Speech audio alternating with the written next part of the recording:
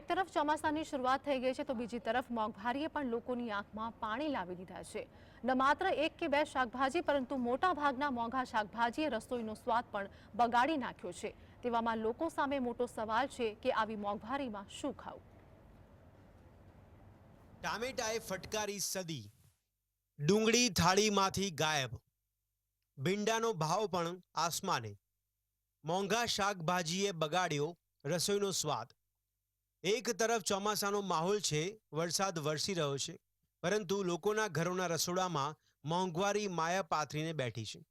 શાકભાજી અને ખાદ્ય વસ્તુઓના ભાવ એવા છે કે વરસાદની સિઝનમાં જીભને ચટાકો પોસાય તેમ નથી।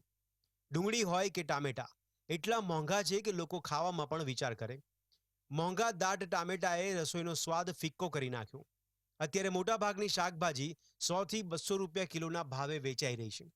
છૂટક બજારમાં ટામેટાની કિંમત 100 થી 120 પ્રતિ કિલો છે, જ્યારે ફ્લાવરની કિંમત 120 થી 140 રૂપિયા પ્રતિ કિલો છે। ભીંડાનો ભાવ પણ કિલોના 80 થી 100 રૂપિયા ચાલી રહ્યો છે। બટાકાની કિંમત 40 રૂપિયા અને ડુંગળીની કિંમત 50 રૂપિયા પ્રતિ કિલો છે।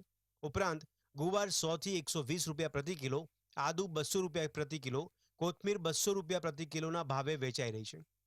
શાકભાજીના ઊંચા ભાવથી ગૃહિણીઓમાં દેકારો બોલી ગયો છે।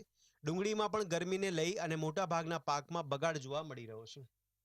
પરિણામે ડુંગળીના ભાવ પણ વધી રહ્યા છે, જેથી મોંઘવારીનો માર મધ્યમ વર્ગને સહન કરવાનો વારો આવ્યો છે।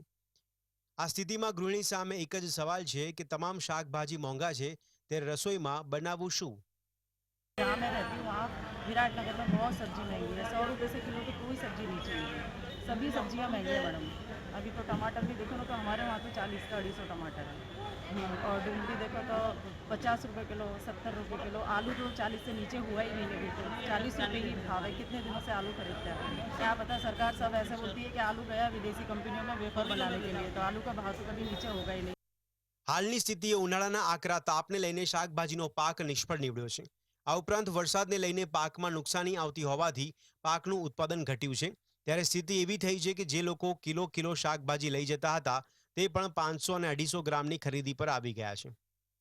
ગ્રાહકને અત્યારે જે ગ્રાહક કિલો લેતા હતા એ ગ્રાહક અત્યારે 250 500 ગ્રામ ઉપર આવી ગયા, કેમ કે જે વસ્તુ 40 રૂપિયા કિલો મળતી એ વસ્તુ 120 રૂપિયા કિલો, એ લોકોનું બજેટ 250 ગ્રામમાં આવી ગયું છે। જે કિલો લોકો લેતા હતા એ 250 ગ્રામ લેવા, અને એમાં બી ઉનાળામાં બી શાકભાજી ઓછું જ આવતું હતું, અને પ્લસમાં અત્યારે વરસાદ થઈ ગયો એટલે જે શાકભાજી હતું જ નહીં એ બી ખરીને પડી ગયું છે।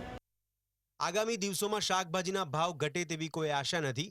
ચોમાસું આવતાની સાથે જ પાકને નુકસાન અને વાહન વ્યવહાર ખોરવાને કારણે પુરવઠો ખોરવાઈ જશે, જેની અસર શાકભાજીના ભાવ પર જોવા મળશે।